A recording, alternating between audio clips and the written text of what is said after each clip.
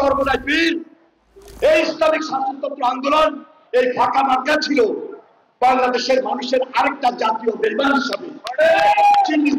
Peer পদ্ধতি নিয়ে জামায়াতে ইসলামের ভূমিকা এবং যারা ৮৬ সালে ৯৬ সালে বিভিন্নভাবে শুধু আমাদেরকে অসহযোগিতা করে নাই, পুরো জাতিকে অসহযোগিতা করেছে এবং হাসিনাকে টিকিয়ে রাখার স্বার্থে তাদের সঙ্গে থেকে জাতীয় বেইমান হিসাবে আত্মস্বীকৃত বেইমান হিসাবে তারা এই বাংলাদেশে প্রতিষ্ঠিত হয়েছে।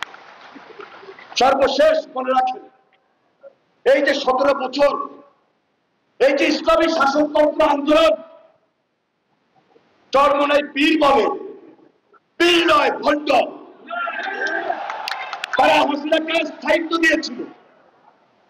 এমন কোন দালালি ফাঁকা মার্কার ছিল না, তারা এই বাংলাদেশের ইতিহাসকে কলঙ্কিত করে নাই। ২০১৪ নির্বাচন বলেন, ২০১৮ নির্বাচন বলেন, ২০২৪ নির্বাচন বলেন, হাসিনাকে সহযোগিতা করে হাসিনার স্থায়িত্ব বাড়িয়ে দেওয়ার ক্ষেত্রে এই চরমোনাই পীর, এই ইসলামিক শাসনতন্ত্র আন্দোলন, এই ফাঁকা মার্কা ছিল বাংলাদেশের মানুষের আরেকটা জাতীয় বেইমান হিসাবে চিহ্নিত। তাহলে তারা আজকে নির্বাচনের বিরুদ্ধে যে আন্দোলনটা করছে, ১৭ বছর আমরা যখন লড়াই করেছি, সংগ্রাম করেছি, তখন তো আমরা এই পাকা মার্কাকে খুঁজে পাই নাই। আজকে ইসলামিক দলগুলোর ছেদ দেখান, মিছিল করেন, মিটিং করেন, বিদ্যাঞ্জলি দেখান, নির্বাচনী পরিবেশটাকে বিকৃত করেন। এই পরিবেশ থেকে বাইরে চলে ঐক্যই হলো শক্তি, সুদৃঢ় ঐক্য, যেটি জিয়া রহমান বারবার বলার চেষ্টা করেছেন, ইস্পাত কঠিন দৃঢ় ঐক্য। এই ঐক্য জিয়া রহমানের ডুপ্লিকেট তারেক রহমানের নেতৃত্বে বাংলাদেশে আমরা প্রতিষ্ঠিত করতে চাই।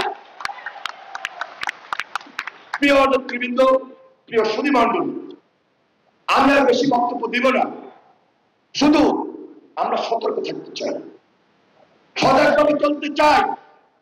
তারেক রহমান বারবার বলেছেন আগামী নির্বাচন খুব কঠিন, খুব চ্যালেঞ্জিং, যার কারণে তিনি বারবার স্মরণ করে দিয়েছেন ঘরে ঘরে যেতে হবে, ওয়ার্ক করতে হবে। বিশেষ করে আমাদের মা বোন যারা রয়েছে, আমাদের দলের যারা খুব বেশি অ্যাক্টিভ, তাদের নেতৃত্বে উঠান বৈঠক করা, ঘরে ঘরে তাদেরকে তারেক রহমানের সালাম পৌঁছিয়ে দেওয়া, খালেদা জিয়ার সালাম পৌঁছিয়ে দেওয়া।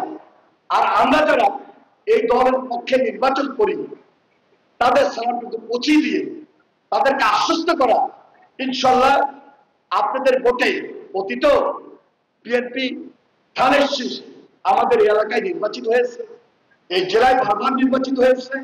আগামীবার আপনাদেরকে আশ্বস্ত করছি, বিএনপি নির্বাচিত হওয়ার পর family card, farmers card, health card, এতটুকু অ্যাসুরেন্স আমরা দিতে চাই, আপনাদের হাতে পৌঁছে যাবে। বিগত আন্দোলন সংগ্রামে, বিশেষ করে জুলাই আন্দোলনে যারা শহীদ হয়েছে, যারা গুমের শিকার হয়েছে, যারা খুন হয়েছে,